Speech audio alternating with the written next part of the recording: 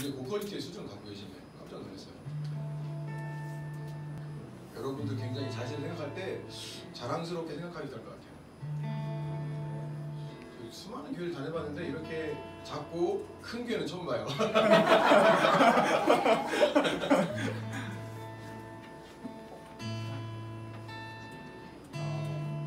마음을 좀 가라앉힐 겸 이 노래는 제가 예전에 파키스탄에서 교회를 개척하고 거기서 아이들을 이렇게 돌보던 일을 했었는데요. 근데 제가 한국에 돌아오자마자 제가 사역했던 지역에 폭탄 테러가 일어나서 제가 안아주고 아무튼 기도했던 아이들의 그 몸이 찢겨져서 여기저기 널려있는 그런 사진을 제가 받아보고 마음이 완전히 무너져 내려서 그때 하나님께 나아가서 무너진 저의 마음을 호소했던 찬양이거든요. 우리 함께 은혜를 나누도록 하겠습니다.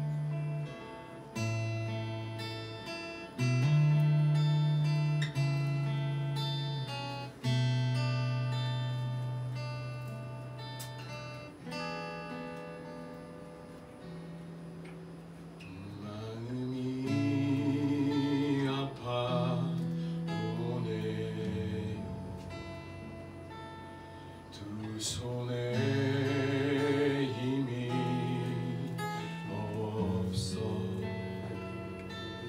심장이 저려 오는데 두 손에 힘이 없어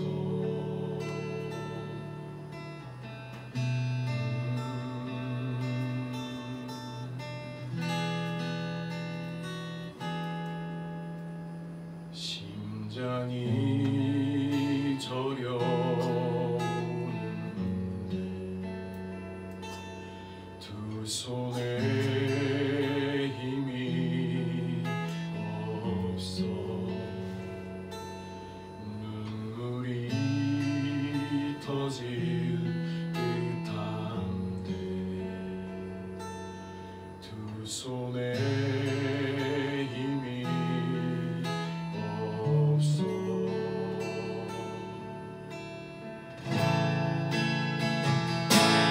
두 손에 힘이 없어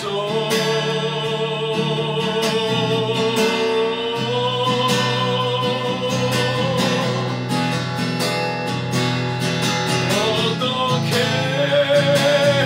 해야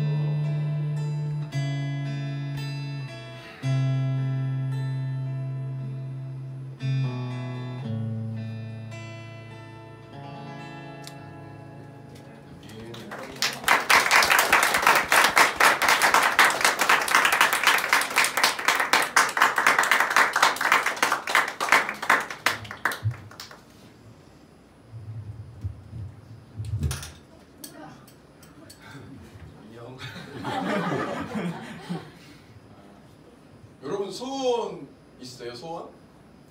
우리 집사님이신가요? 네, 소원이 무엇인가요? 소원. 지금 하나님 딱 나타나서 소원을 이야기해봐. 다 들어줄게. 하나님 제 남편 좀 구원해주세요. 소원이라는 것은 나로 하여금 살게 하는 것이 소원입니다. 오늘 하루를 견딜 수 있게 해주고 오늘 하루를 이겨낼 수 있게 해주고 나로 하여금 하루를 살아낼 수 있게 하는 것이 소원이고 소망입니다. 오늘 말씀해 보니까 하나님이 우리 안에 무엇을 두셨냐면 그분의 소원을 두셨답니다. 소원. 그분의 소원을 어디에 두셨다고요? 내 속에. 내 속에. 제가 그 아프리카에 지금 살고 있잖아요. 예전에 그 병아리를 키웠었는데 병아리가 다 사망을 했어요. 사망 원인이 뭐냐면 전부 다 심장마비로. 제가 키우던 그 도베르만 아세요? 이만한 개 있죠? 사냥개 도베르만 있었는데 겉보기는 굉장히 무섭게 생겼는데 실제로 보면 이게 막 그 개구리 한 마리도 못 찍을 정도로 굉장히 마음이 여린 도베르만이었어요. 근데 그 병아리들과 놀고 싶은 마음에 병아리에게 막 달려가서 코로 툭 쳤는데 얘는 놀자고 했는데 애들이 다 사망해버렸어. 뭘로? 심장마비로. 제가 그 장면을 방에서 딱 보고 있으면서 야, 저 병아리들의 그 새가슴 속에 내가 빨리 커서 조성대사님의 삼계탕이 되어드려야 되겠다 이런 간절한 소망이 있었다면 죽지 않았을 텐데 저들 속에 소망이 저들 속에 소원함이 없으니까 이렇게 쉽게 죽어버리는구나 그런 생각을 했거든요. 이제 우스갯소리 비슷하게 들었는데 소원이라는 것, 내 안에 끌어오는 소망이라는 것은 나로 하여금 살 이유를 주는 겁니다. 살아갈, 앞으로 나아갈 이유를 주는 거죠. 근데 저는 어렸을 때도 어렸을 때 특히 소원, 소망 이런 걸 가져본 적이 없어요.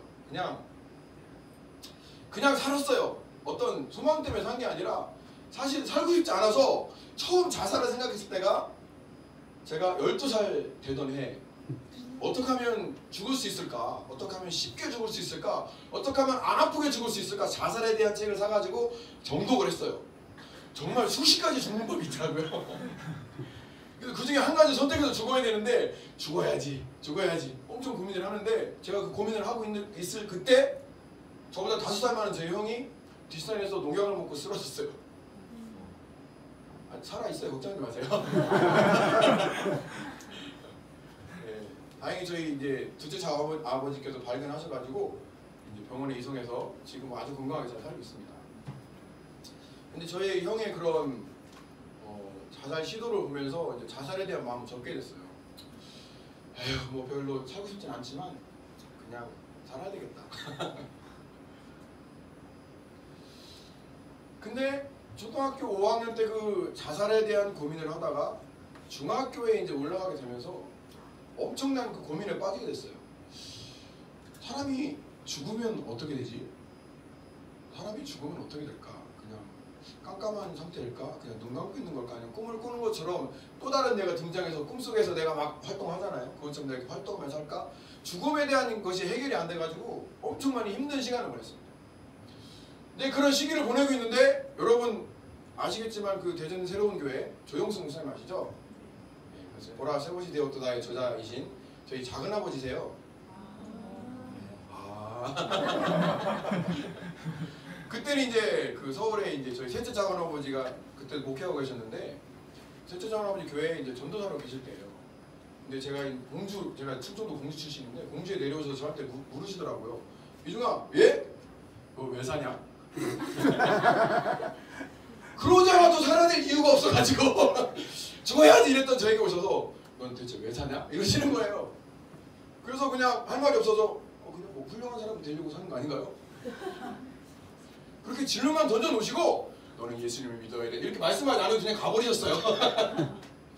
그래서 가시고 난 뒤에 또 고민에 빠졌죠. 나는 대체 왜 살지? 죽지 못해서 살긴 살지만 나는 대체 왜 사는 걸까? 고민을 하다가 제가 어떤 결론을 내렸냐면 교회에 가야 되겠다 이런 생각을 했어요. 정말 신기하죠? 그래서 혼자 이렇게 교회를 찾아갔어요. 그 이유가 뭐냐면 제가 초등학교 2학년 때까지 저희 동네에 있는 교회를 다녔었거든요. 왜? 가면 과자 주잖아. 간식 타 먹으러 갔었는데 초등학교 2학년 때까지 다닌 기억이 나요. 근데 지율학교만 가면은 그렇게 막 주일마다 말씀 손구로 외우라 그래서 외운 성경 말씀을 체크하고 막 이러는 거예요. 근데 그 말씀 외우는 게 너무 싫어가지고 교회를 끊었어요. 그때. 그때 그 말씀 외우기 싫어서 끊었던 그 교회가 이게 인생의 고민에 빠지게 되니까 다시 교회가 생각나게 되더라고요. 그래서 교회 갔는데 중고등 예배를 처음 참석했어요. 태어나서 처음 중고등 예배를 참석했는데 그때 중3 봄이었습니다. 그때가 중3이 올라가는 봄이었는데 그날 중고등 예배 2부 순서가 뭐였냐면 기도회였어요. 기도회. 기도회를 하는데 그 교회가 막 한 여기 새로운 교회 정도 뜨거운 교회였어요. 굉장히 막 그냥 방언 못하면 다 바보 취급 당할 정도로 학생들이 다 방언 받고 막 다 막 기도를 하는데 막 와 깜짝 놀랐어요. 근데 저는 처음 태어나서 방언이라는 걸 처음 들었잖아요. 근데 방언을 처음 내는 사람들의 반응이 보통 무섭다, 이상하다, 괴기하다 이상한 그런 반응이 나오는데 저는 방언 기도를 딱 보는데 진짜 매력적이다 이런 생각이 들었어요. 그래서 방언 기도를 하는 걸 보고 야 역시 교회는 뭔가 있는 것 같아. 교회를 다녀야 되겠어. 이부 순서 때문에 교회를 계속해서 출석하게 됐어요. 근데 교회 다니다 보니까 뭐가 좋아요? 형들이 잘해주고 특히 누나들이 엄청 잘해주잖아요. 누나들이 너무나 잘해줘가지고 교회를 너무 열심히 다녔죠. 그러면서 막 전도를 해야 된다고 가르치는 거예요. 전사님께서. 그래가지고 아 전도해야 되는 거구나. 그래서 전도가 뭔지도 모르고 사실 예수님이 누군지도 모르고 하나님이 천지 사실 창조하셨는지 믿어지지 않은 상태에서 전도를 막 엄청 열심히 했어요. 친구들을 제가 많이 데려왔어요. 교회로. 그 애들을 다 데리고 8월달에 돼서 여름 수련회를 떠났습니다. 2박 3일 수련회를 떠났는데 수련회 가면 막 다 은혜 받잖아요. 은혜 안 받는 사람 한 명씩 다 은혜 받고 오잖아요. 수련회 가면. 그러니까 막 마지막에 가운데 모닥불 피우고 막 삼삼오오 둘러앉아갖고 자기가 받은 은혜 2박 3일 동안 나는 이런 하나님을 만났고 하나님 나 이렇게 사랑했는데 깨달아 너무 좋아 이렇게 막 간증을 하잖아요. 서로서로 모여가지고. 그런데 제가 이렇게 교회를 데려온 애들은 전부 다 예수님을 만나가지고 너무 좋아 이러고 있는데 저는 대체 예수님이 누구야? 참 하나님에 대해서 막 그분의 사랑을 나눴는데 하나님 참 뭐 나 만나보지 못해서 참 누군지 잘 모르겠는데 참 이상한 분이다. 쟤는 내가 데려왔는데 쟤는 왜 만나주고 난 안 만나주지? 참 이상한 분이시다. 그래서 막 뱃속에서부터 막 제가 주체할 수 없는 화가 축성돼서 부연한다고 그러거든요. 부여가 돼가지고 화가 치밀어 올라가지고 교회를 떠났어. 견디지 못하고 제가 수련회장을 뛰쳐나갔어요. 뛰쳐나가서 1시간쯤 걸어가니까 막 대로변에 나오더라고요. 대로변에 제가 대자로 놓습니다. 하나님 당신이 계신지는 모르겠지만 왜 내 친구들을 만나주고 나는 안 만나주는 거예요? 지금 당장 안 오시면 제가 차에 쳐 죽을 수도 있어요. 당장 와주세요. 당장 만나주세요. 하늘에 대서 막 손가락질 해가면서 막 나도 만나달라고 막 고래고래 소리 지르고 막 욕 비슷한 거 하면서 막 막 따졌죠 하나님께. 그날 밤 주님께서 이게 오셨을까요 안 오셨을까요? 오셨어요. 성질내고 있는데 오시겠어요? 동 트는 것까지 보고 다시 캠핑장으로 돌아갔어요. 밤새 그냥 목이 쉬도록 소리만 지르고 그리고 다시 캠핑장으로 돌아가서 참 씁쓸한 마음으로 수련회를 마치고 교회로 집으로 돌아갔습니다. 참 씁쓸하다. 쟤들은 저렇게 다 행복해하는데 나는 이게 뭔가 가슴이 이게 그냥 담담하니 아무 느낌이 없는 거예요. 그래도 제가 태어나서 그것이 아마 처음으로 가졌던 소원이 아닌가 싶어요. 제가 화를 내긴 했지만 누군지 모르지만 나도 좀 만나고 싶다.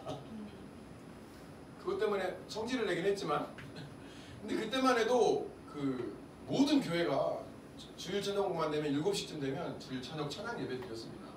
여기만큼 뜨겁진 않아요 솔직히. 근데 그때도 예전에는 굉장히 뜨거운 그런 찬양 예배를 다 들었었어요. 기도도 뜨겁고 찬양도 뜨겁고 요즘에는 새로운 교회 같지 않아요. 가면 다들 이렇게 막 냉랭하고 찬양 소리가 막 500명 모여서 찬양하는데 50명 소리 나고 막 이래요. 여기는 뭐 50명 모였지만 5,000명 소리 나지만 예전에는 굉장히 뜨거웠어요. 수련회가 토요일 날 마치고 주일 날이 되어서 이제 저녁 찬양 예배 시간이 됐는데 그 전에도 수없이 했던 찬양이에요. 오늘 와서 이 찬양하는 거 제가 보고 닭이 한 곡도 아는 노래가 없네요. 다 모르는 노래만 있네요. 여기 누가 작곡자가 계신가? 이 교회. 진짜로 내가 오전에 앉아서 이 교회 작곡자가 있나? 제가 이렇게 생각을 했어요. 너무나 모르는 노래만 있어가지고.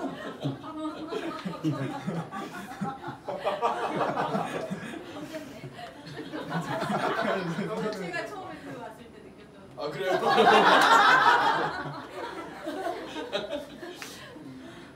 근데 좀 연세가 있는 분들만 아는 찬양이에요.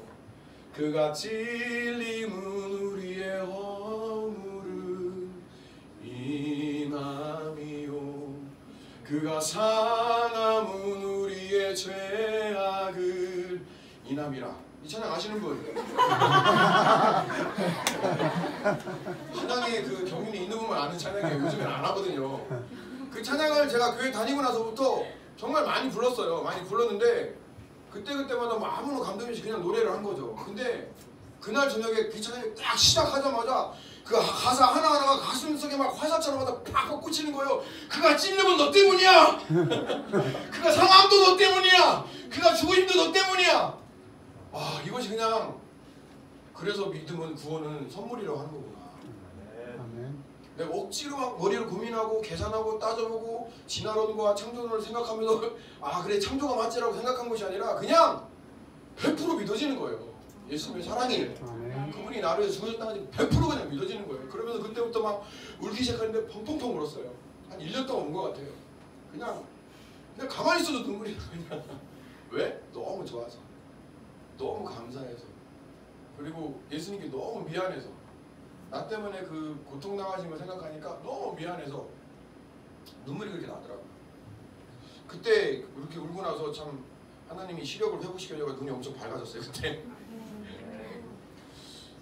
처음으로 제가 태어나서 가졌던 소원이 이루어졌죠. 이루어졌어요. 그 소원은 내가 가진 것이 아니라 하나님께서 제 안에 두셨던 소원이라고 저는 믿습니다. 아멘. 그 첫 번째 소원이 딱 이루어지고 나니까 세상이 끝?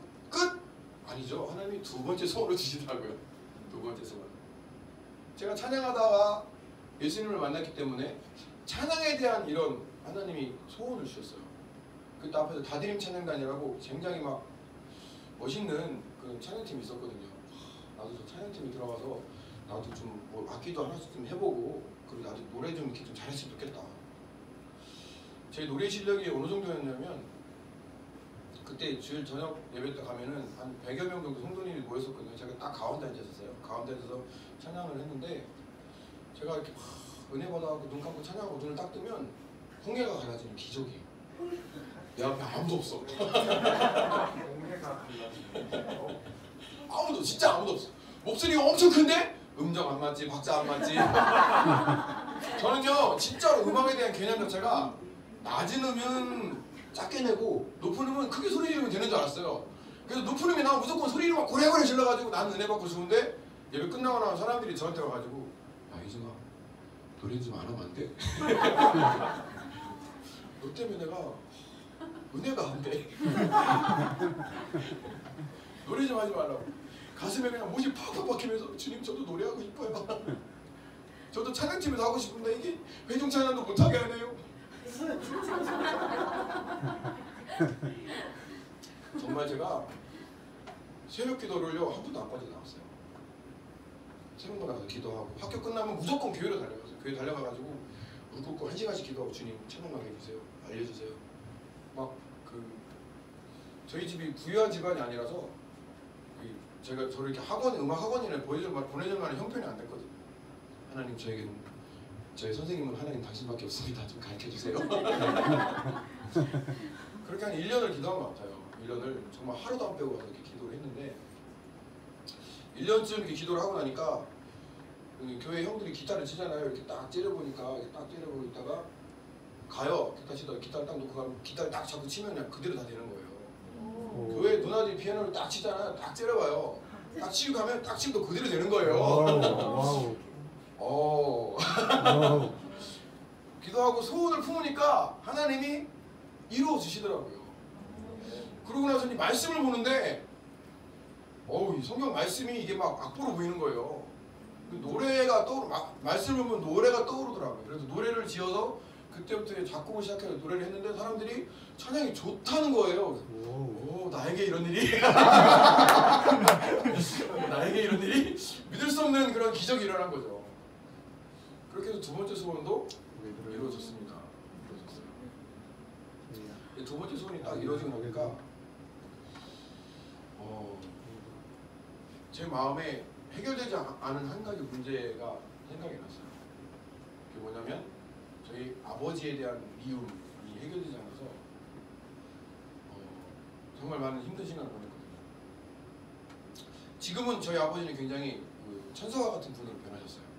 근데 제가 어렸을 때는 술주정뱅이에 막 집에 오면 살림을 때려 부시고 막 엄마는 막 가출하고 누나랑 부엌에서 손잡고 울고 그런 마음의 상처 때문에 그것이 막 해결이 안 되는 거예요.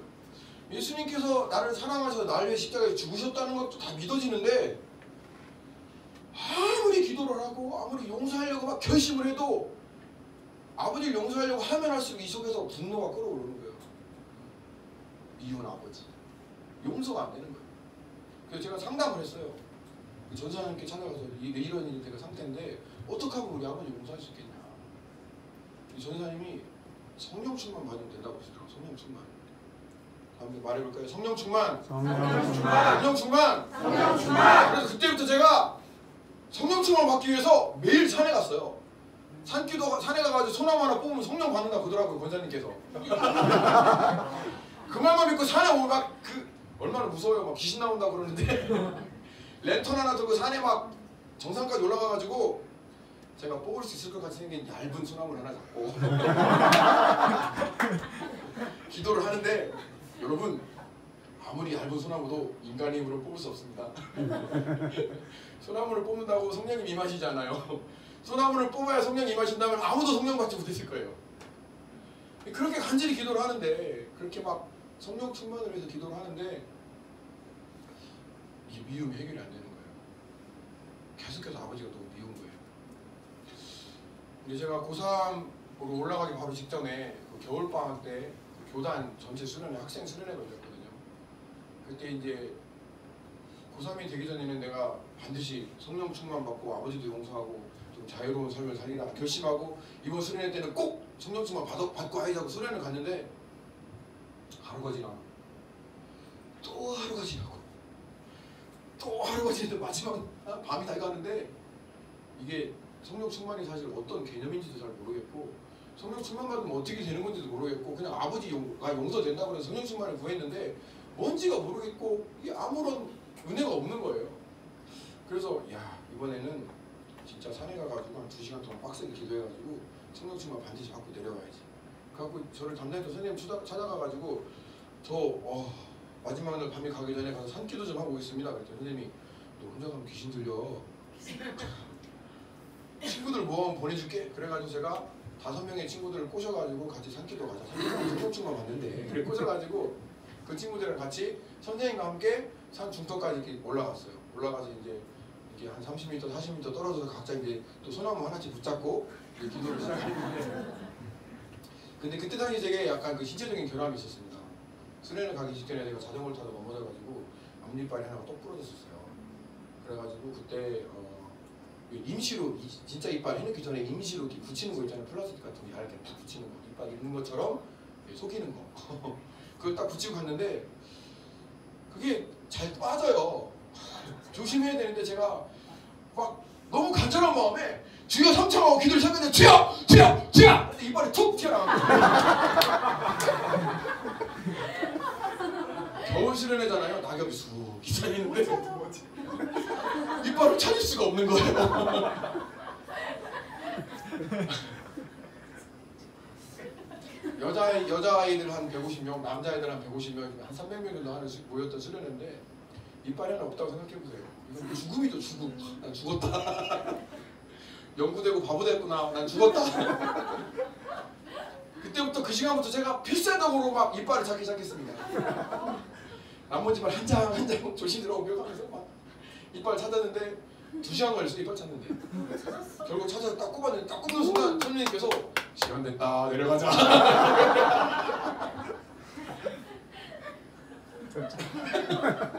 근데 이 상태였어요. 너무나 참담한 마음을 가지고 산을 내려왔죠. 그래서 이번에도 하나님이 내게 은혜를 주시지 않는구나.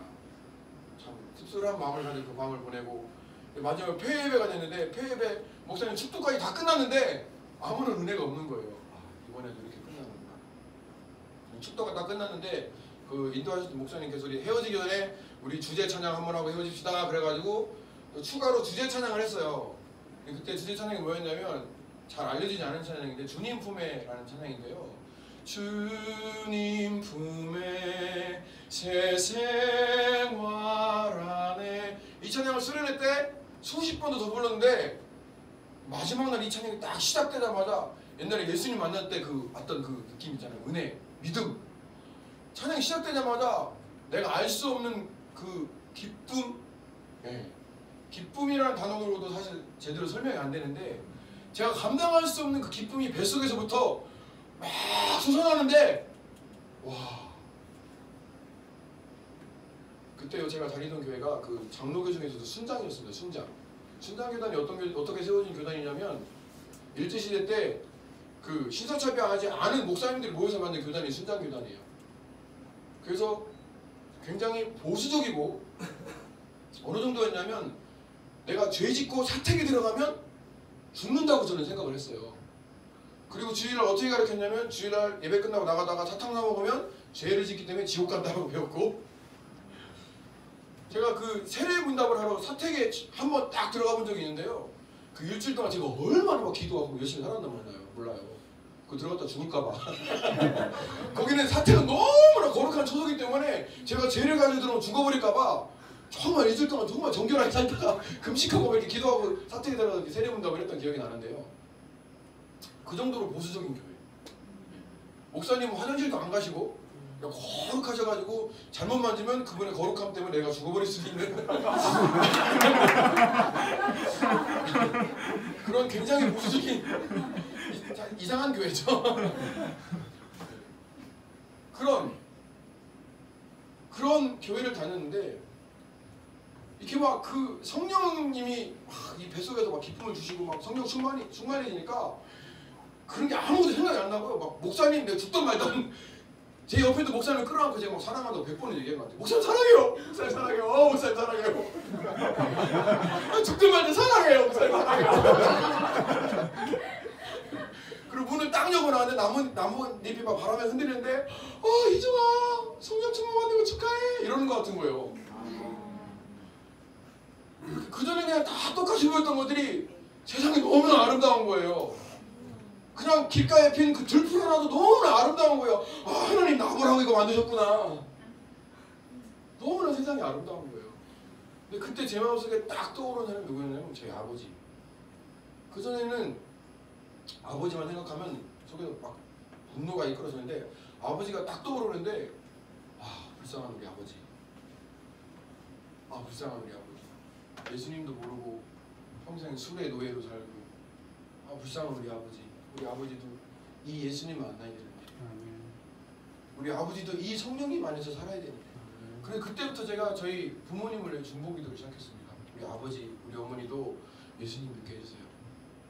정말 거짓말같이 그렇게 믿던 아버지가 이 속에 미운 마음이 요만큼도 안 나고 다 없어진 거예요. 너무나 신기하더라고요. 제가 2007년에 목사 안수를 받았는데 목사 안수 받을 때 목사 안수 주시던 목사님께서 소원 있으면 하나만 얘기해봐. 그래가지고 저희 부모님 신앙생활 하시는 게 소원입니다. 그랬는데 그 다음 주부터 신앙생활을 시작하셔서 지금까지 쭉 신앙생활을 새로운 교회 출석하시면서 대전 새로운 교회 신앙생활을 잘하고 계십니다.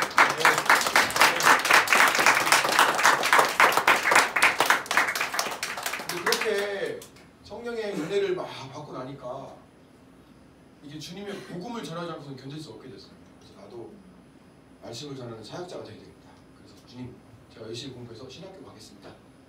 그래서 1년 동안 정말 정말 빡세게 공부했어요. 잠도 막 줄여가면서 공부 엄청 열심히 했습니다. 그리고 대전에 있는 그 진짜 들어가는 제 대학교에 그 원서를 넣고 면접을 보러 갔는데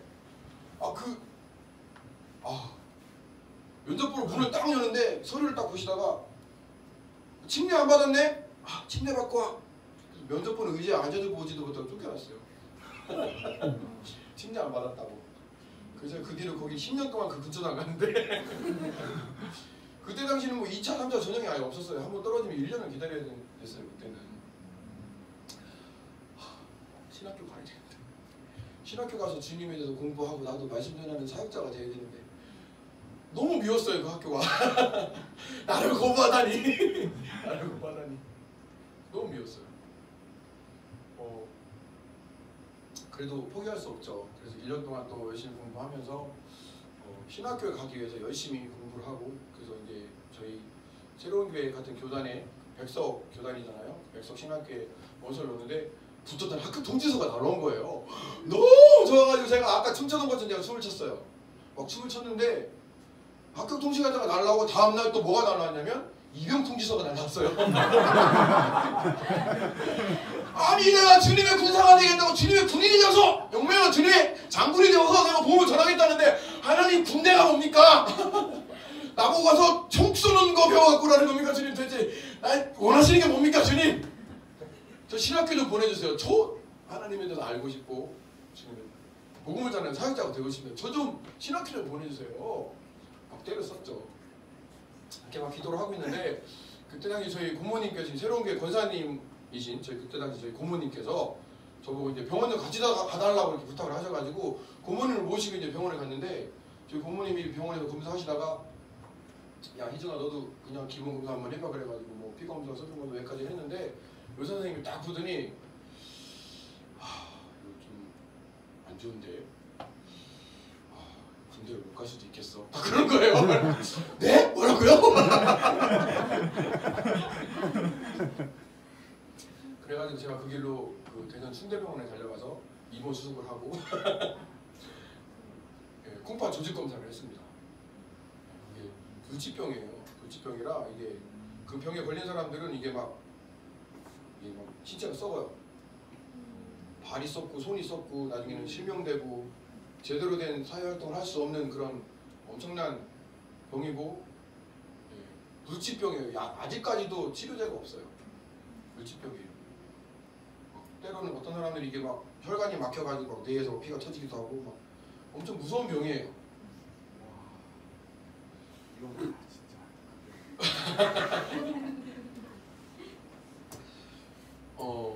그 병인지 아닌지를 확인하기 위해서 콩팥 조직 검사를 한 거예요. 조직 검사를 하는데 이게 여기서 살 하나 뜯어내는 것도 아픈데 콩팥을 뜯어내니까 얼마나 아프겠어요. 막 여기 등 쪽을 막 3번인가 마취를 한 다음에 막 부분 마취기 때문에 느낌은 다 나요. 뭐가 들어왔구나. 뭐가 들어왔구나. 뭐가 들어와서 막 후비더니 뭘 뚝 뛰는 것 같은 거예요. 느낌에. 옆구리 구멍이 난 거죠. 이 핀셋을 집어서 뜯어냈으니까 구멍이 난 거죠. 그날 밤에 아파가지고 아이고 주님 아파 죽겠습니다 하는데 아침에 의사 선생님 오셔가지고 저는 결과가 바로 나온 줄 알았거든요. 그 결과를 말씀해 주시고 오셨구나 그래서 막 기대를 하고 막 있는데 콩팥 조직이 아니고 다른 걸 뗐네.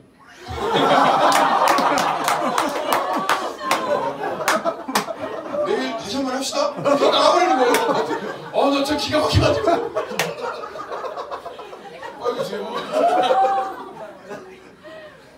그래도 제가 그 병을 저한테 달라고 제가 간절히 기도한 것이 있기 때문에 다시 한번 가가지고 그 고통을 참았죠.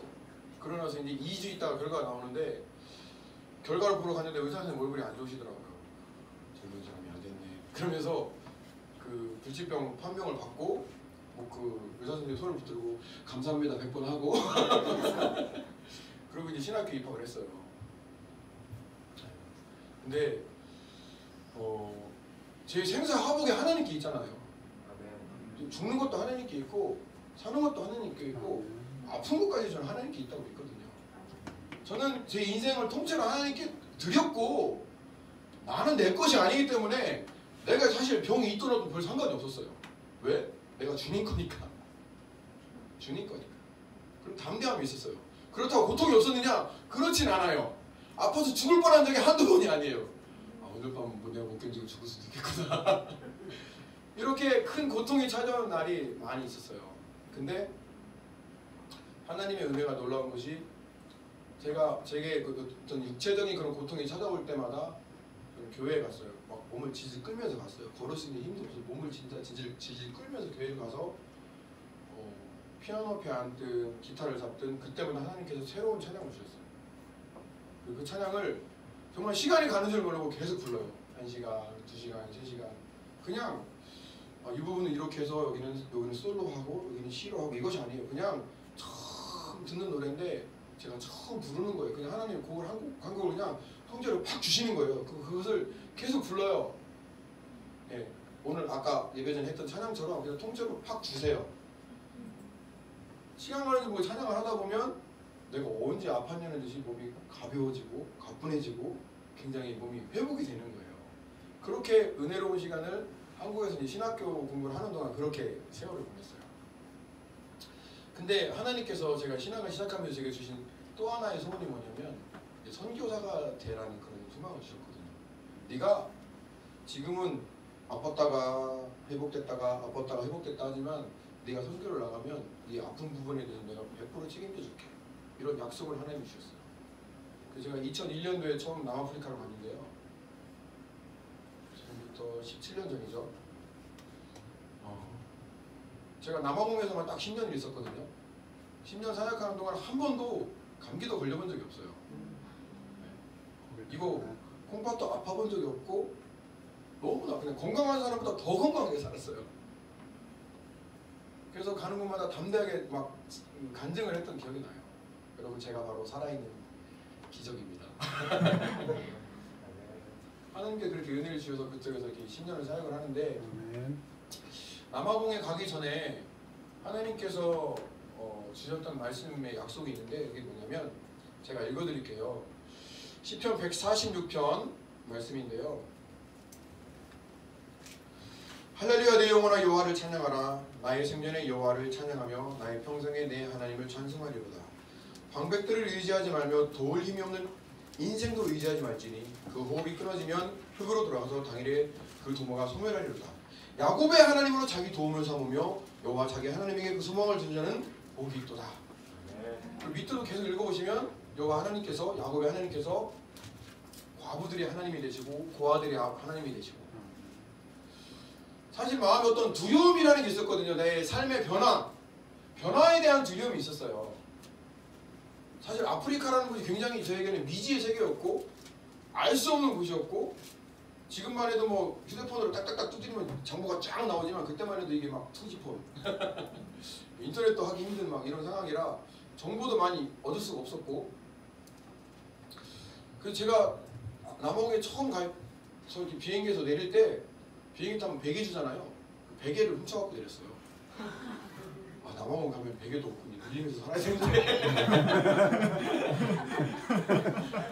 숲속에 들어가서 나무로 지은 집에서 이렇게 살아야 되는 줄 알고 베개를 이렇게 딱 갖고 내렸어요. 비행기에서 베개를 파는 마트가 없을 거라고 생각을 하고 딱 내려보니까 제가 상상하고 갔던 나라랑 너무 다른 환경이 있더라고요. 그냥 뭐랄까 살아있는 자연 위에 유럽을 딱 갖다 놓은 것 같은 똑같은 모양이 남아프리카더라고요. 유럽이 문명이 있고 아프리카에 자연이 살아있는 나라가 남아프리카더라고요. 또 정말 특이하게 전 국민의 70% 이상이 빈민으로 지내는 굉장히 빈부격차가 심한 나라였고요. 근데 제가 정말 다른 환경으로 돌아서는 것에 대한 그런 두려움이 있을 때 하나님께서 이 말씀을 주시면서 야 사람 의지해봐야 별거 없어. 사람 의지해봐야 그 호흡이 끊어지면 다 흙으로 돌아가서 그 도모가 소멸한다. 하지만 야곱과 함께했던 나 여호와 나를 네가 의지하면 내가 너와 함께할게. 내가 너를 지켜줄게. 제가 남아공에 처음 가서 어떤 생각을 했냐면 그때는 이제 제가 할 수 있는 영어가 별로 옆에서 뭐라고 하잖아요. 이 정도 영어 실력을 가지고 갔어요 제가. 오케이. 이 정도 실력을 가지고 갔어요. 뭐라 하니도 모르고 너 밥 먹었니? 안 먹었는데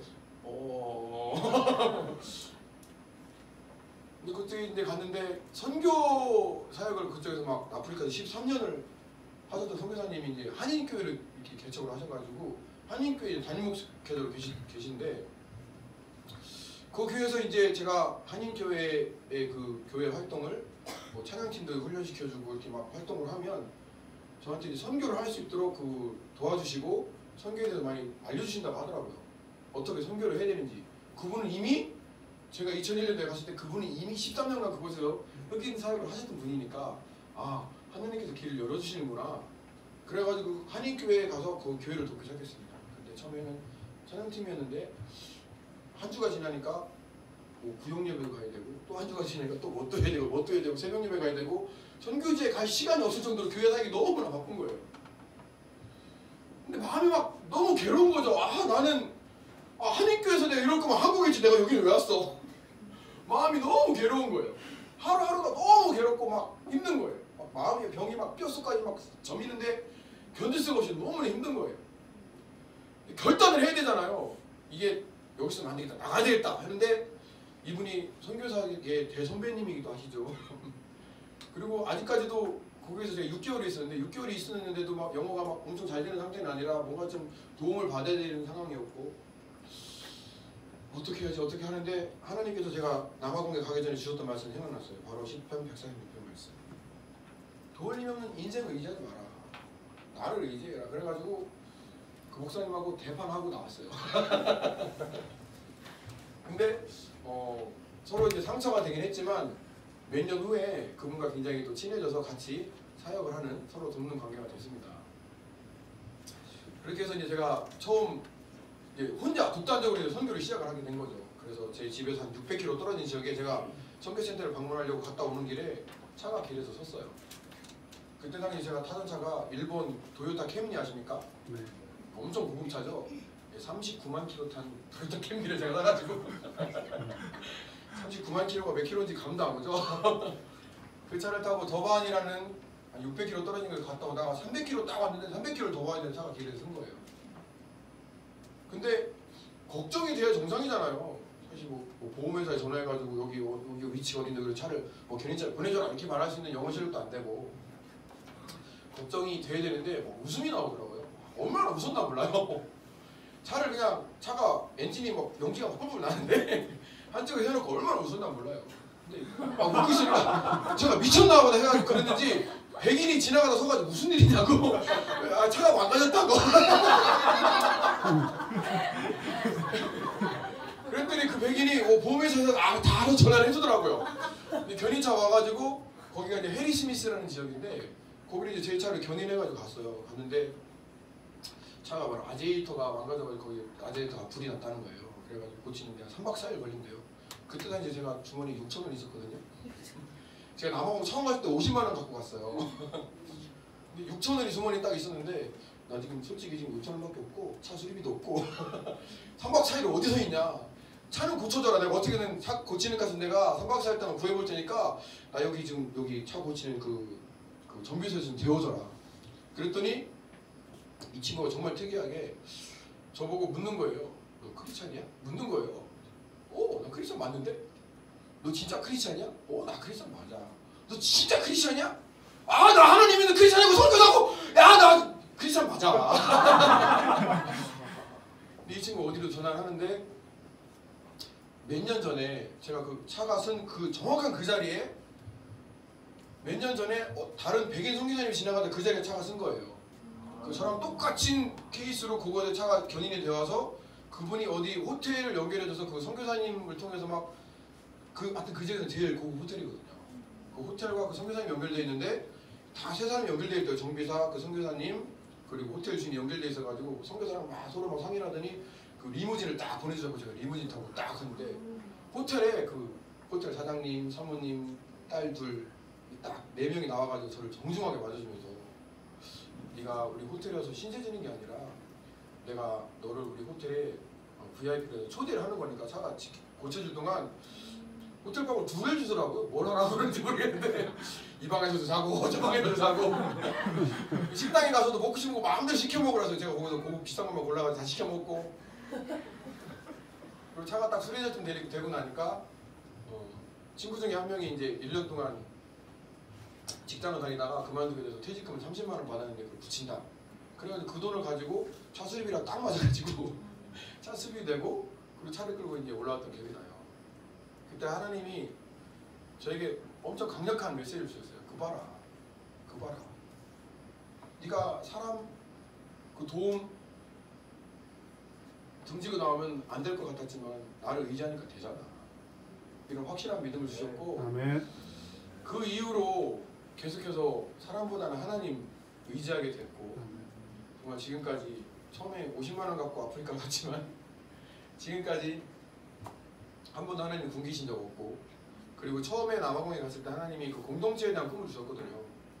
너무 좋더라고요. 남아공이라는 나라가 그 제가 좋아하는 선교지가 전체 나라의 70%가 선교지고 그냥 나가면 당연히 다 전도해야 될 사람들이야. 그냥 나가면 다 도와야 될 사람들이 너무 좋더라고요. 그 사람들은 뭐 안 되겠지만 다 선교지. 어디를 가든 다 선교지. 어딜 가든 사람들이 복음을 전하면 사람들이 느리기 때문에 하루 종일 2시간, 3시간 복음을 전해 그냥 듣고 있어요.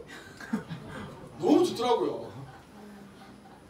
그리고 뭐 여튼 영국 영이었기 때문에 영국식 영어도 쓰고 그리고 자연 환경이 너무 좋고 그래서 하나님 이곳에서 우리 청년들 함께 모여서 선교에 대한 꿈을 꾸고 예? 좀 함께 선교할 수 있는 훈련할 수 있는 선교센터를 세워서 너무 좋겠습니다. 제 그 꿈을 2001년도에 꿨거든요. 17년 만에 올해 제가 센터를 세웠어요.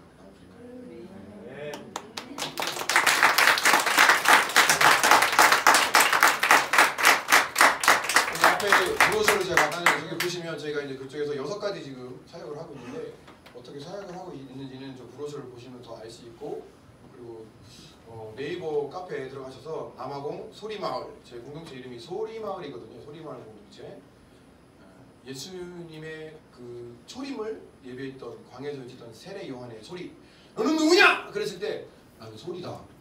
뭔 소리냐? 예수님이 오실 길을 예비하는 소리다. 세례 요한이 그랬잖아요. 메뚜기 보고 가면서 제가 꿈꾸는 소리마을은 예수님이 다시 오실 길을 이렇게 증거하고 예수님이 우리를 위해서 이 땅에 오셔서 하신 일들 우리를 어떻게 사랑하시는지를 증거하고 그것이 꼭 목회자, 선교사가 아니라 저는 모두가 다 선교사라고 생각합니다. 목사가 되든 의사가 되든 변호사가 되든 노화대꾼이 될지라도 그 직업을 갖는 목적 자체가 뭐예요? 예수님 사랑 잘하는 거예요. 사랑이 다라고 생각합니다. 사랑이 다예요. 또 성경에서도 사랑의 빛 외에는 아무 빛도 지지 말라 그랬잖아요. 우리는 이미 사랑의 빛인 자고 이 한국 교회 자체가 이 광주 지역에 그 서서평 선교사님 그 무덤이 이쪽에 있죠? 네. 서서평 선교사님도 막 많은 구제 사역을 하셨지만 실제로 본인은 잘 먹지 못해서 영양실조로 사망을 하시고 뭐 여러분 아까 제가 차 타고 내려오면서 보니까 그 흑동방송에서 그 토마스 선교사님 이야기를 잠깐 좀 나오더라고요. 그분도 성경책을 가지고 이 땅에 성경책을 딱 던져주시고 참수영장으로 돌아가셨잖아요. 그분의 피가 뿌려졌기 때문에 지금 우리가 말씀을 보고 있는 거예요. 선교사님들의 피값에 한국 교회가 세워졌거든요. 많은 교회들이 이 선교를 어떤 그 교회 프로그램 중에 하나로 생각해서 야 이번에는 교회에서 이런 프로그램이 되니까 선교 프로그램 빼버려. 선교 지원금 다 끊어버리고 제가 오자마자 주보 딱 열고 여기 선교를 몇 군데 하나 제가 봤는데 많이 하시더라고요. 선교하는데 없으면 목사님하고 대파라고 가려고 그랬는데 선교를 많이 하시더라고요. 너무 감사합니다. 우리 모두 다 선교사로 살아야 돼요. 직업이 무엇이든 우리는 선교사입니다. 우리 이전에 이 땅에 한국의 교회를 세우기 위해서 피를 뿌신 선교사님들에게 사랑의 빚진 자들이에요. 사랑해야 돼요. 사랑해야 돼요. 사랑의 마음으로 해야 됩니다. 목사님께 죄송하지만 뭐 다이아몬드 사진 사달라고 하지 말라고 그러셨는데 사달라고 하기 전에 사줘야죠. 사랑하는 마음으로. 동의하시면 박수!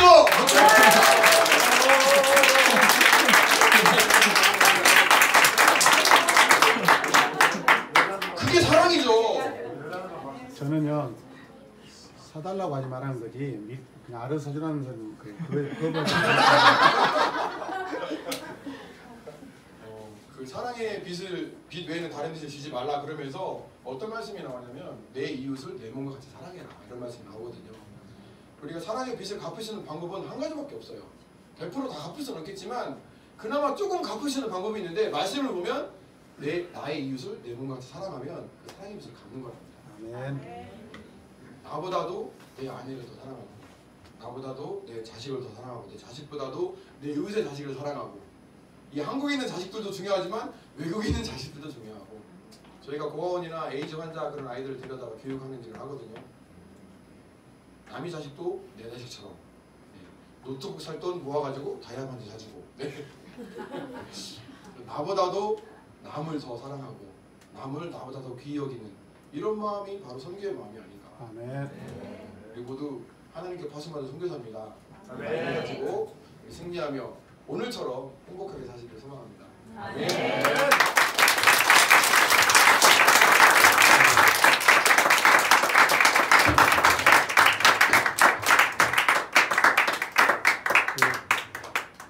그 페북에 있는 그 찬양 한번.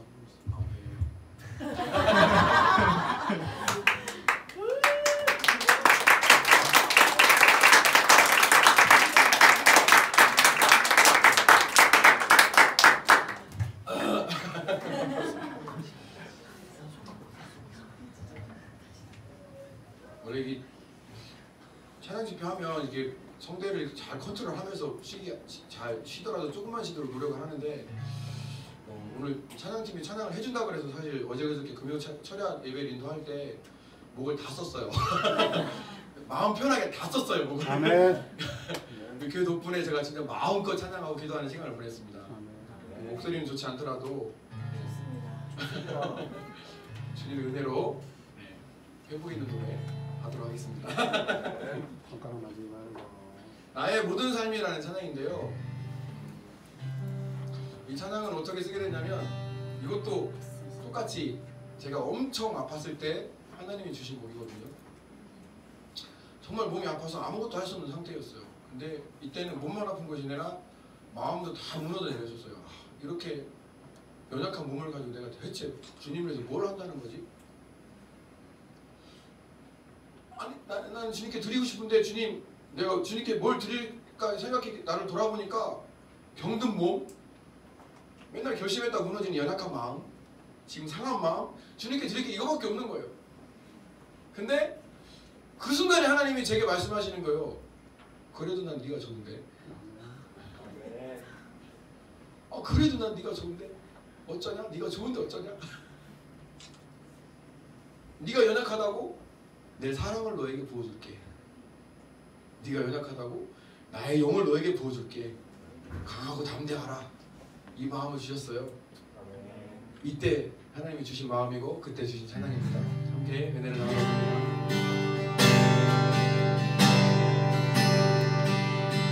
나의 모든 삶 주님께 드리기 원해. 비록 연약함 마음과 몸뿐이지만 그래도 기뻐하신 주님의 사랑이기에 나